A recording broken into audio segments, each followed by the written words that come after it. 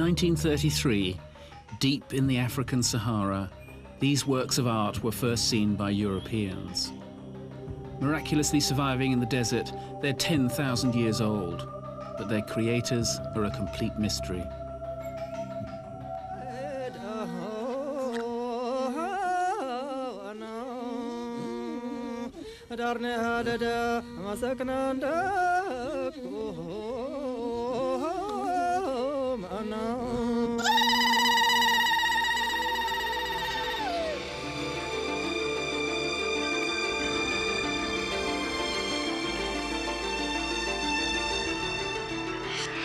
Stark, barren, and said by Allah to have had all life banished from it so that he could find true peace in a garden of solitude.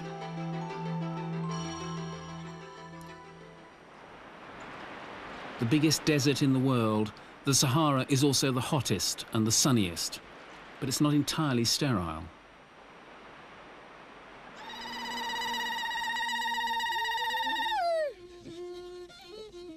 Tásíli in southern Algeria is today peopled by the Tuareg, a Berber race whose ancestry is unknown.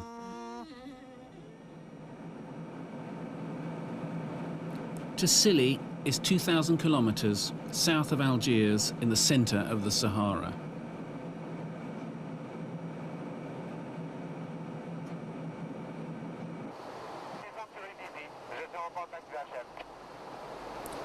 We were risking the dangers of a country in the grips of a fundamental power struggle. It could erupt into a civil war at any moment, and Westerners were being singled out as targets to be killed. But we wanted to record ancient civilizations that are rarely seen outside of Algeria.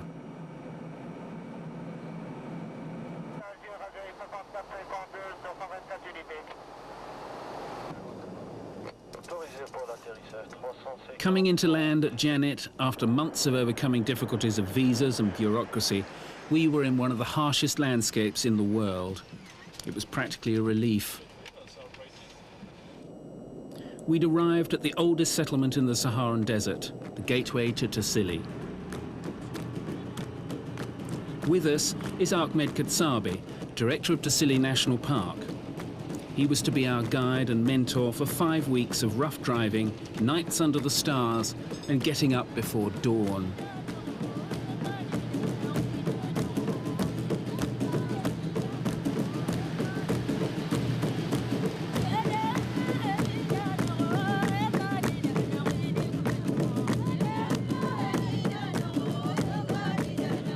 The mountains have been carved by wild rivers that once flowed through green forests.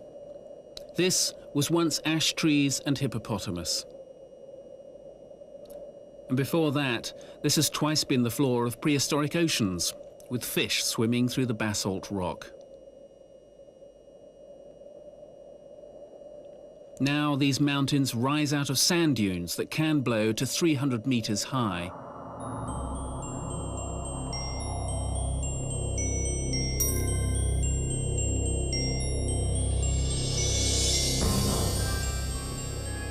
If you don't have to live in it, the desert weaves a magic that attracts people from far and wide.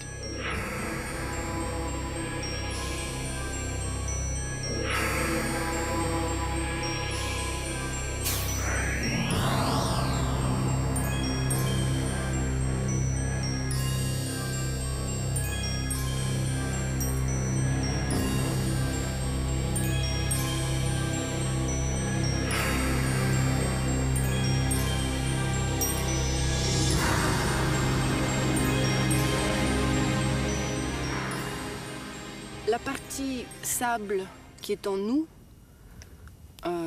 the sand is in us en nous, on all. peut trouver cette matière. Cette It's a matière very ancienne, old très, très material, ancienne, and it does complètement belong to solidifiée, us. c'est-à-dire qui s'approche de l'eau. Sand is like On water. doit pouvoir, To feel it, on doit you've pouvoir got to be s'y référer, on doit sensitive, pouvoir la sentir. to live with it, Il me to semble surrender qu'à ce to it. moment-là, on a peut-être If you can, then you are able to lose a lot of your inner tensions, beaucoup de violence, your violence, and your passiveness. de tension interne, de refus. Et Man has to be like the comme sand, ce sable, on doit an pouvoir, expression of exprimer endlessness. l'infini de...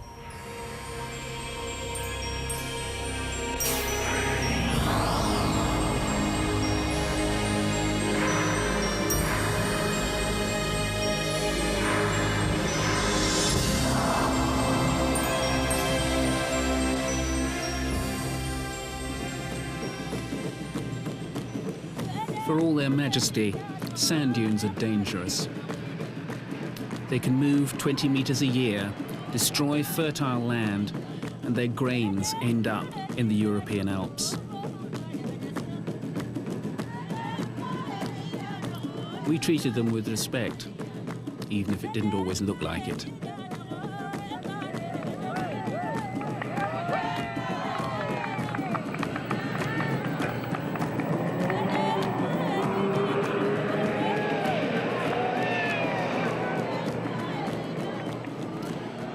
We were driving to find the oldest of the rock paintings.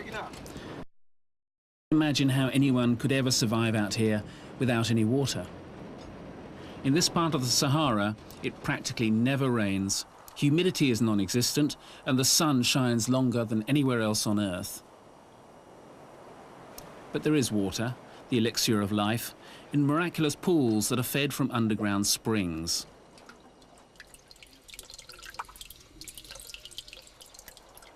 These pools are all that's left of lakes and rivers that 10,000 years ago made the Sahara green. Unbelievably, 2,000 kilometers from the nearest industry, some of these pools are now so polluted that the water is undrinkable.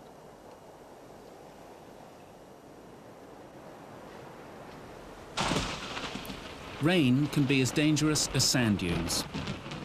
It's said that more people die from drowning in the desert than die of drought. Rainstorms might be rare, but they can be ferocious. They're also very essential.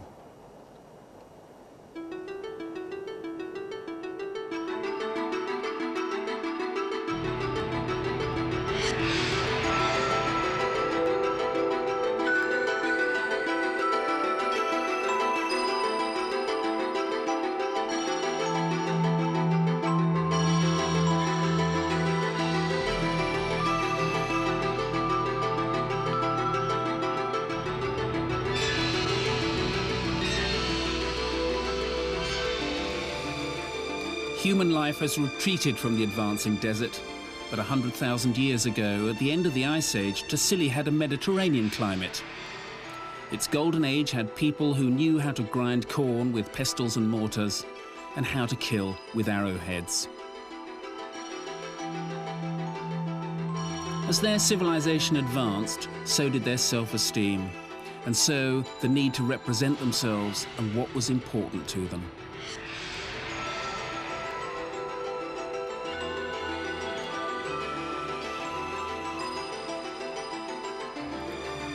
The rock paintings in Tásíli are the greatest record of human development found anywhere in the world. They're a staggering chronicle that lasts for 10,000 years. But it's spread over a huge area in a country that faces a crisis of instability. For 17 dedicated years, Ahmed Ketsabi has been trying to look after this priceless collection. With little funding, his problem is that protection is next to impossible. One answer is to convince the Tuareg people that this is their heritage, so that they'll want to look after the paintings for themselves.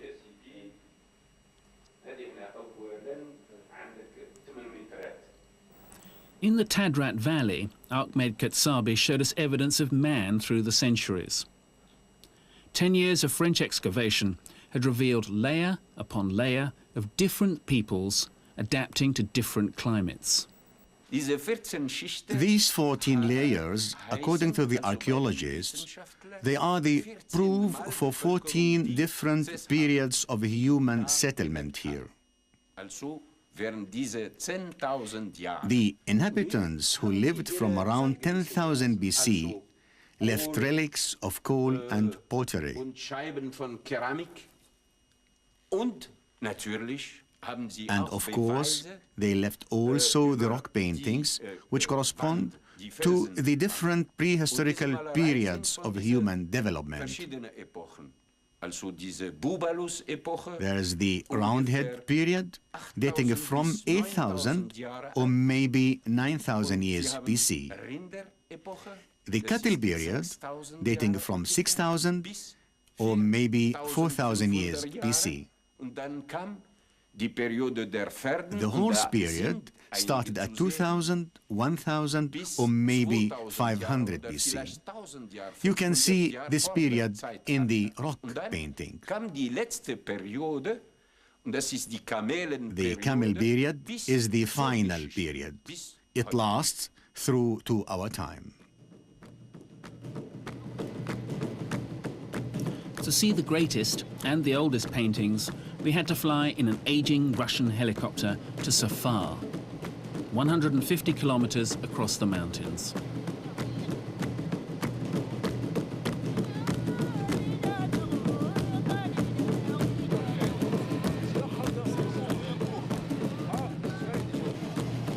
Twelve Algerian soldiers came to protect us. They feared bandits might attack. There had been stories of Niger raiders crossing the nearby border.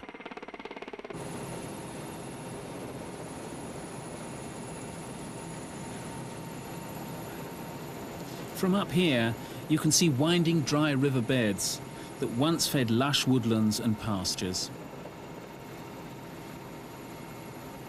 The Taaséli mountains are covered in a black manganese oxide that protects the soft limestone like a varnish. Even so, the erosion leaves a jagged look.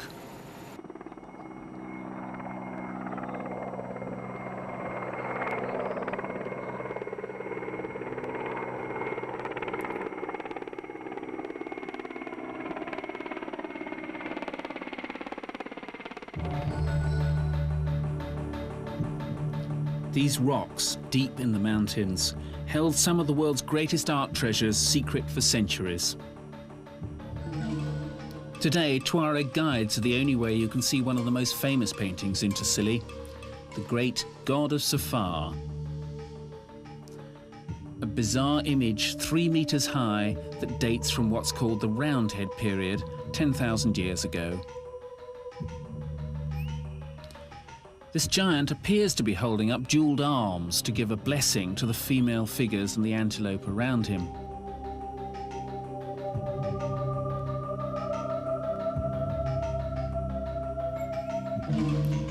Women appear to be praying to his deity.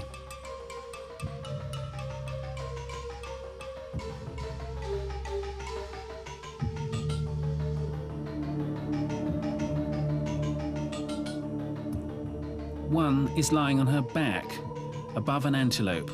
Possibly she's giving birth. An antelope is also emerging from the giant's open stomach.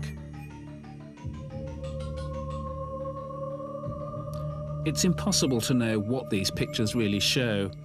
They're beautifully styled drawings of great sophistication, but without records of a culture that's 10,000 years old, who knows what ceremonies they had or what religions they followed.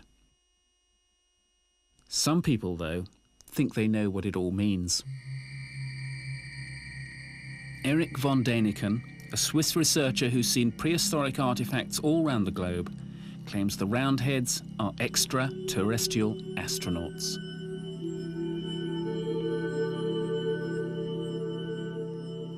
And this, some say, is the spacecraft that brought them.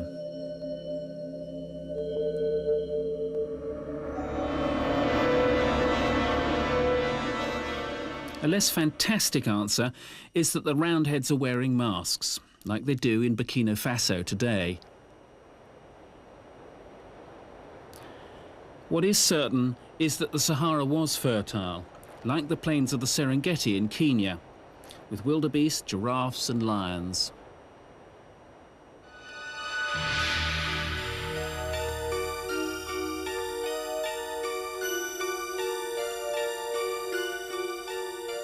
The Roundhead hunter-gatherers could live a comfortable life that left them time to decorate rocks. They may well have been rich enough to support artists full-time. They painted a lifestyle that's surrounded by an abundant wildlife that was essential to survival.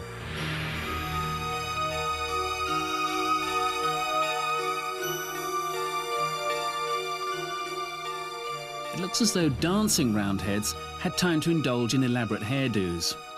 They could dress in diaphanous veils that covered arms and legs.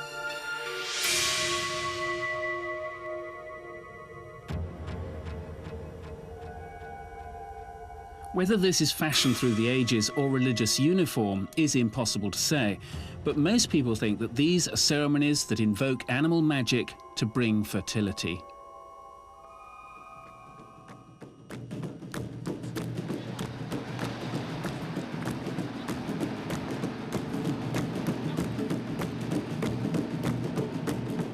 Around 8,000 years ago, the people of Tásíli started to breed cattle. Perhaps it was a better way of feeding a growing population. Perhaps the wild buffalo were becoming rare.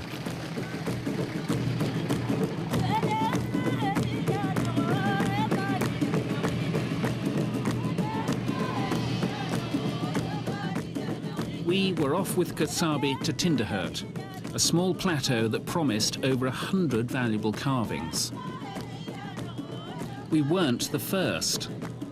There had been visitors who incredibly had tried to steal the art, and Kotzebue had placed 129 Tuareg guards over the surrounding area to protect it.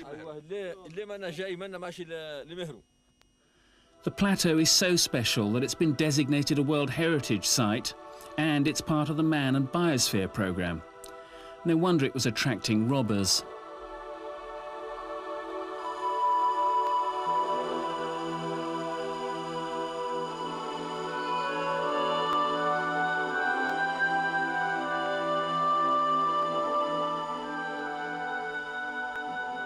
These beautiful carvings seem to reflect a devotion to antelope and to cattle that are deeply spiritual.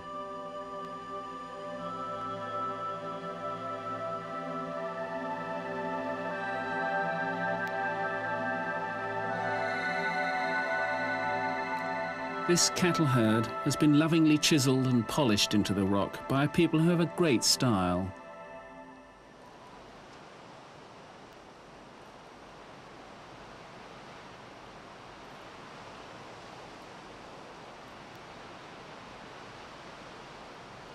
Up until now, the climate had been kind to these Stone Age people. It gave them oaks and cypresses and olive trees. But around 7,000 years ago, just when cattle were starting to be revered, there was a sudden dry spell. Perhaps the hardship decimated the population. 1,000 years later, the weather improved and a race of dark-skinned Neolithic cattle herders invaded from the south, from West Africa. They brought their own style of painting. Their sophistication appears capable of depicting cattle in perspective.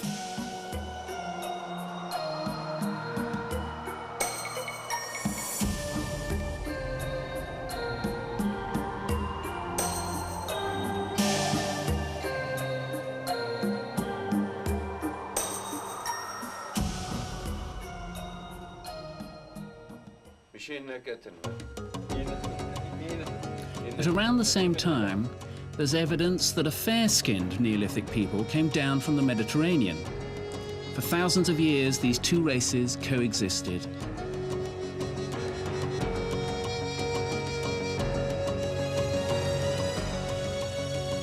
These fair-skinned cattle herders have styles all their own. Sometimes they're realistic, and sometimes they border on the cartoon. Did they really have such long noses?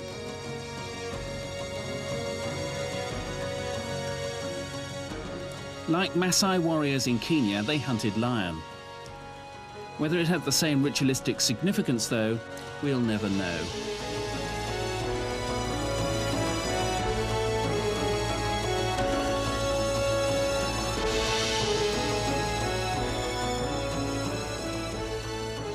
Some of these walls have layer upon layer of painting. They may well have been used continuously for over 8,000 years. Hippo were around then, and just to prove it, their bones have been found nearby in now dry riverbeds. The dark and the fair-skinned cattle herders had survived another dry snap, but their lakes and their rivers were starting to dry up.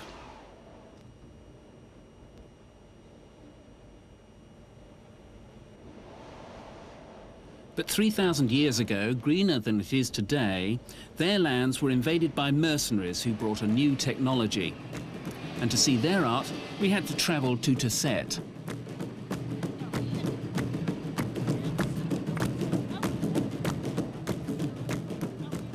The wheel had arrived. By now, news could travel fast. The ancient Greeks say that a mysterious sea people had tried to invade Egypt, failed, and then retreated in their horse-drawn chariots to Taasilli. They took over from the cattle herders and brought Bronze Age technology to what was to be the last flowering of the Sahara. Desertification was now creeping up fast, and the horse could no longer stand the heat. The drawing was becoming crude.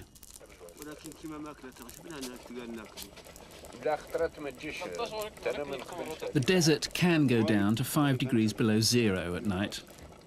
We were filming in March, and we needed the warmth.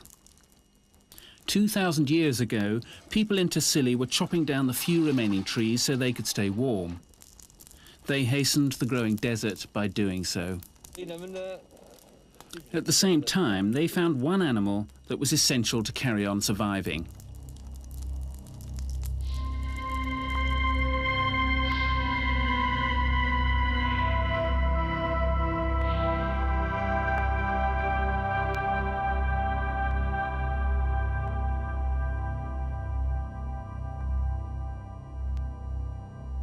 The camel may be well adapted to the desert, but man had to learn. The paintings were reflecting hardship.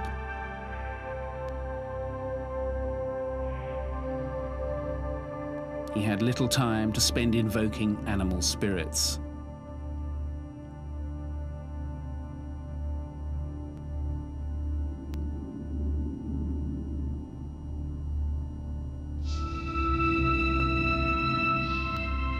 The revered camel was reduced to 5 slashes and a hump.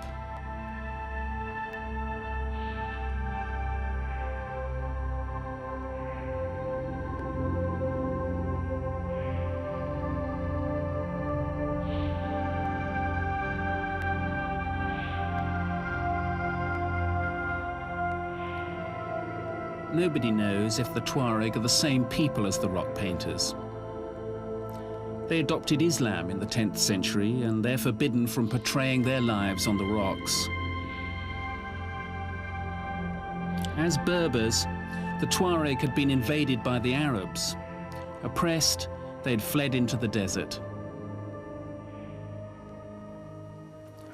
Once they earned their livelihoods guiding caravans of gold, salt and slaves across the African wastes. Today they hang on to their proud Berber culture with its own language that's called Tamashek and its own writing that's called Tifana.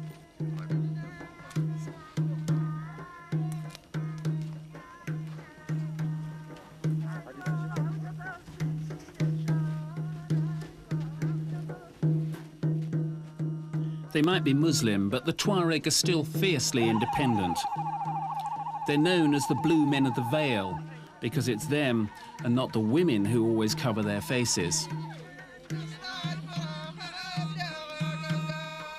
Tuareg men were once robbers who ambushed caravans. Perhaps the veil is to avoid detection, but perhaps it's just protection against harsh sandstorms.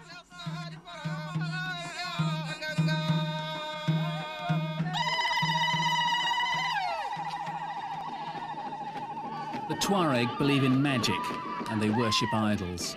In fact, their holy men are venerated after death. They wear charms decorated with verses from the Quran.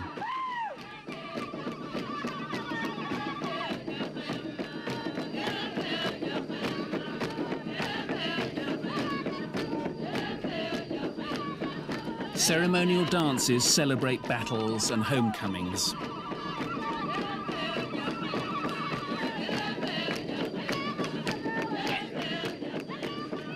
women play their imzad and beat drums. The men parade in front of them, hoping to be chosen.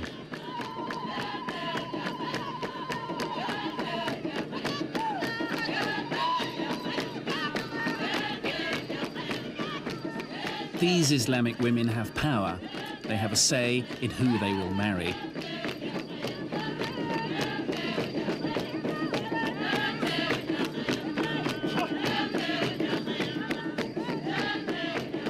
Early in this century, the French invaded and defeated the Tuareg, forcibly stopping their rule over traffic across the desert.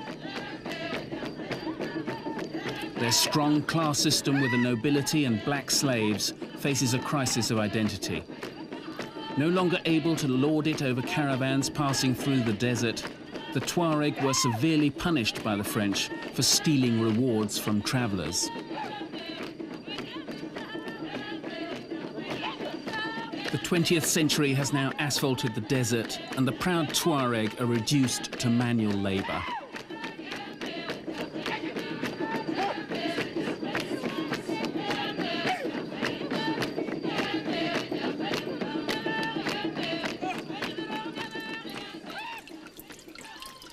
Green springs mean survival, and everything depends on them. The water itself can be older than the rock paintings, and it comes from subterranean sources of fossilized rain.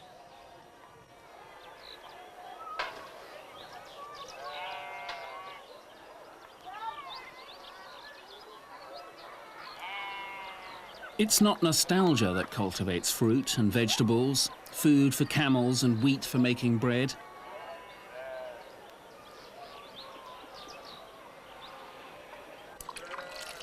Intricate irrigation needs laborious effort to feed a town of 18,000 people who live in the middle of nowhere.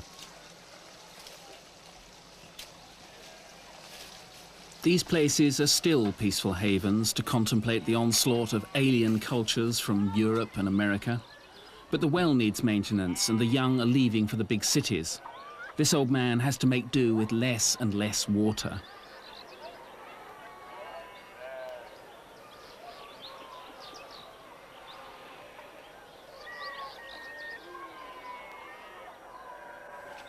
Palm trees, they say, have their heads in the fire and their feet in the water. Palms produce nearly 100 varieties of date, eaten whole or made into drinks. Today, the Tuareg are poor. They still carve cutlery for the traditional family table.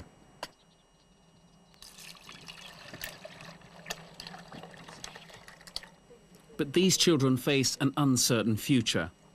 Exposed to influences over which they'll have no control, they'll be part of a difficult world order. Janet in Taaseeli still has a way of life that echoes the rock paintings, but Algeria is a dangerous place.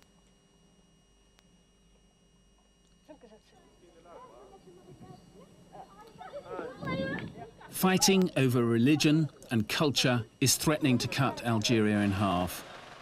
This is not the ordered place where Tuareg princes used black slaves to maintain water supplies, but neither is it a democracy.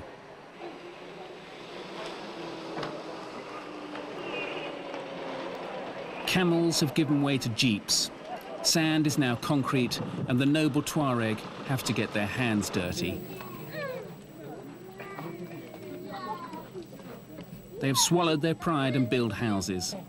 They've adapted, as always, but they are destroying their roots.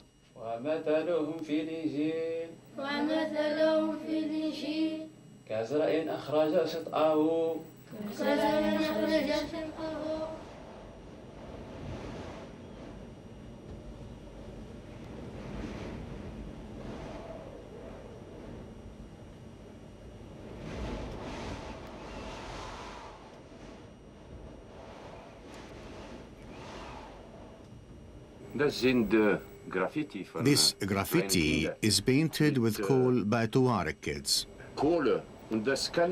We have to be very careful removing them from the rocks. Katsabi has to spend hours washing off the graffiti. The Tuaregs say rock paintings are part of their history, but they have forgotten how to draw, and the 20th century is destroying their way of life.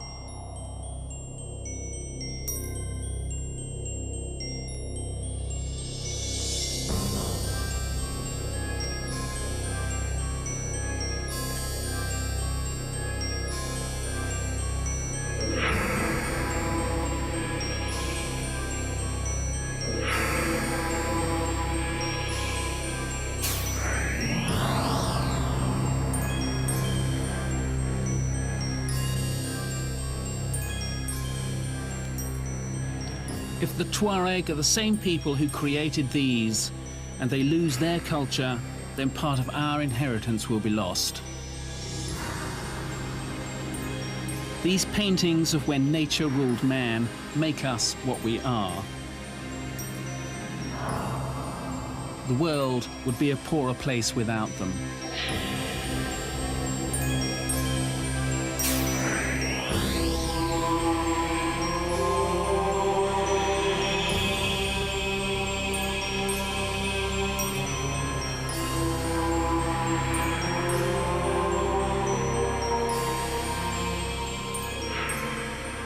The Tuareg magic is being threatened. Their connection with the earth is being severed